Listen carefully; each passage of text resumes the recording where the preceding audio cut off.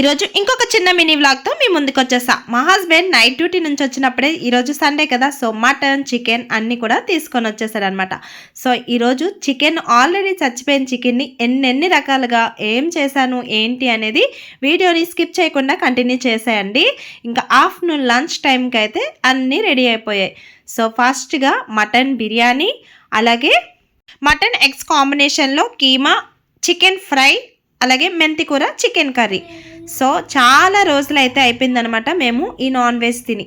So ఇందులో స్పెషల్గా mutton biryani ఎలా సింపుల్గా తయారు చేసుకోవాలో చూసేయండి. ఒక కుక్కర్ని తీసుకొని అందులో కొన్ని గరం మసాలా స్పైసెస్ని యాడ్ చేసుకోవాలి.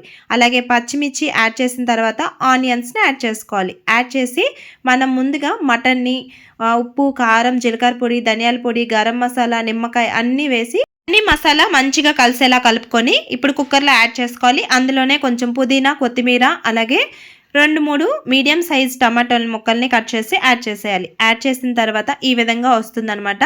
ఇందులో ఇప్పుడు ఒక 2 టేబుల్ స్పూన్ పెరుగుని యాడ్ చేసుకొని ఈ విధంగా వచ్చిన తర్వాత అందులో కొన్ని వాటర్ని యాడ్ చేసి ఒక 2 విజిల్స్ వచ్చిన వరకు వెయిట్ చేయాలి.